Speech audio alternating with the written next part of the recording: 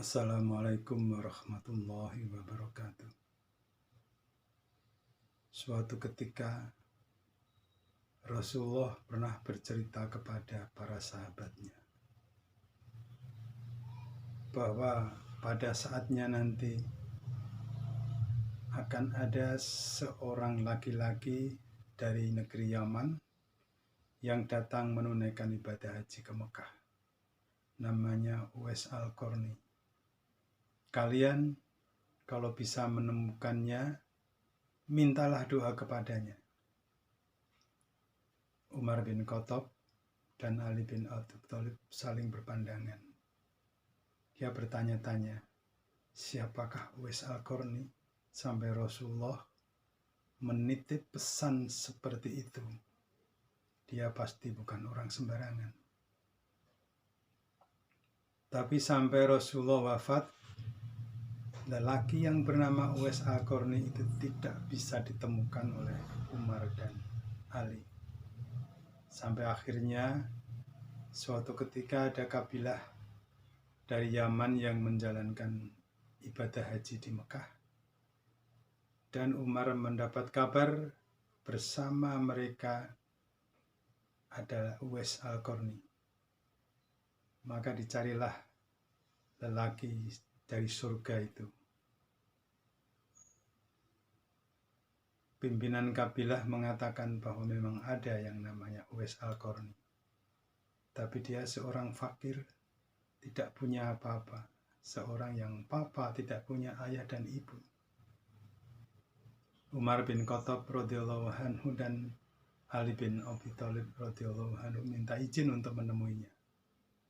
Waktu itu Uwais sedang menggembalakan kambing kabilah Yaman itu.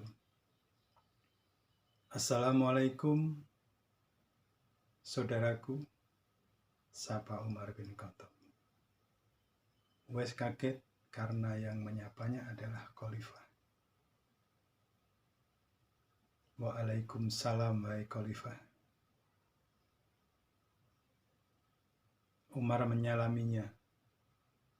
Waktu menyalami, dia membalik telapak tangan Uwais. Di situ ada tanda putih, seperti yang dipesankan oleh Rasulullah. Rasulullah dalam ceritanya sebelum wafat menyampaikan bahwa ciri-ciri Uwais Al-Qarni itu telapak tangannya berwarna putih dan wajahnya bersinar. Siapa namamu, saudaraku? Tanya Umar bin Khattab. Yang dijawab oleh Uwais, Abdullah. Umar tertawa. Betul, aku juga Abdullah. Saudaraku ini juga Abdullah, abdi Allah. Tapi namamu yang sebenarnya? Namaku adalah Uwais Al-Qarni. Umar bin Khattab dan Ali memeluknya dan bertanya kepadanya, wahai Uwais, Rasulullah sebelum wafat menyampaikan pesan kepadaku untuk meminta doa kepadamu. Rasulullah tidak akan berpesan seperti itu kalau kamu bukan orang yang luar biasa. Kami ingin tahu apa ibadahmu sehingga Rasulullah berpesan seperti itu kepada kami. Uwais menjawab, ibadahku biasa-biasa aja. Sholat 5 waktu dan sholat-sholat sunnah yang lain, tidak menyakiti orang lain, itu aja. Lalu kenapa kamu baru sekarang datang ke Mekah ketika Rasulullah sudah wafat? Uwais menjawab, saya dulu pernah ke Mekah mencari Rasulullah, tapi tidak ada. Rasulullah sedang berperang, maka karena dipesan oleh ibu saya untuk segera pulang, saya pun pulang tanpa berhasil menemui Rasulullah. Mengapa kamu tidak mencari lagi? Saya tidak bisa mencarinya, karena ibu saya sudah sangat tua, tidak bisa berjalan, sakit-sakitan, dan kemana-mana aku harus menggendongnya. Mandi, aku yang memandikannya. Ketika makan pun aku yang menyuapinya. Kalau saya tinggal untuk mencari Rasulullah ke Mekah, siapa yang akan ngurus ibuku? Umar bin Khattab dan Ali kaget. Itulah saudaraku, ibadah yang membuat kamu lebih dikenal oleh penduduk langit daripada penduduk bumi. Kamu adalah penduduk langit. Dan Rasulullah tahu itu. Doakan kami, saudaraku. Uwais Al-Qarni pun berdoa